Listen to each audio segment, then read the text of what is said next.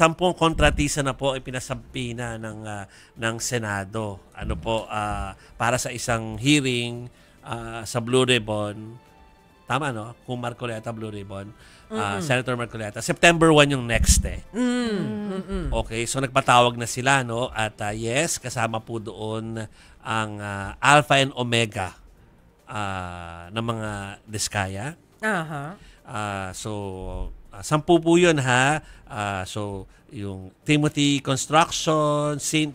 Timothy. Yun, Sunwest, Catalyst Builders, Wawaw Builders, Hightone Construction and Development Corporation, MG Samidan Construction, tapos Center Waste Construction and Development, at saka nga po yung LRTK Builders po, mga kapatid.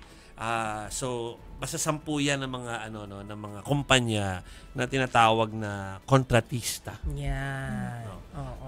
Sila yung pinapatawag hindi po dahil para sabihin natin guilty na sila or whatever. Hindi pa. Wala pero pa sa gusto nga natin malaman kung tama ba yung kanilang mga naging proyekto sa gobyerno. At saka sino ba yung nag-approve. Sa akin importante yun eh.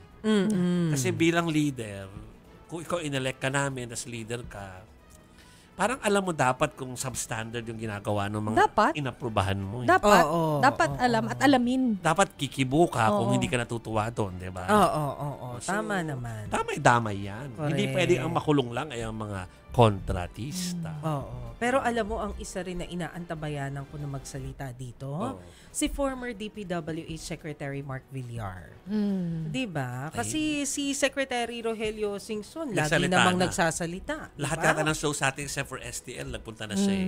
Dahil mukhang nagpunta dinner na siya. time to kaya hindi siya nagpupunta sa atin. Si Secretary Bunoan has always been open sa mga media interviews. Nagsalita na nga rin si Secretary Bunoan tungkol dito sa sa district engineer na nagtangkang manuhol. Sabi niya kanina na-relieve na daw sa pwesto.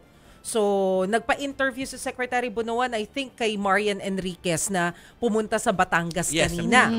So mga nagsalita na.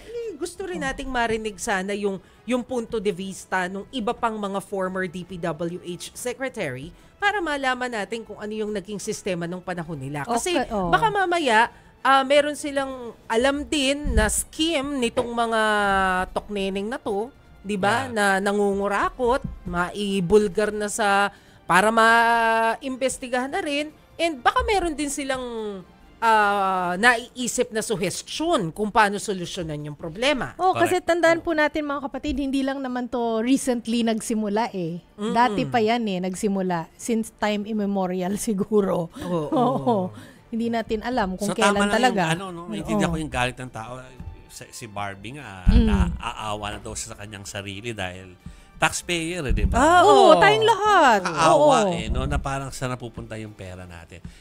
Hindi to dahil may trabaho ka, taxpayer ka. Kahit po kayong ordinaryong tao, pa nagbabayad kayo ng mga anong taxes dyan sa pinamimili nyo sa kalsada.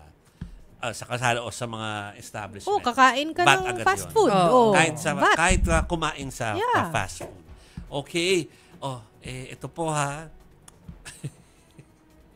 Pinapakita namin yung pinapatawag. For September 1 po yan. Pinatatawag ng Senado.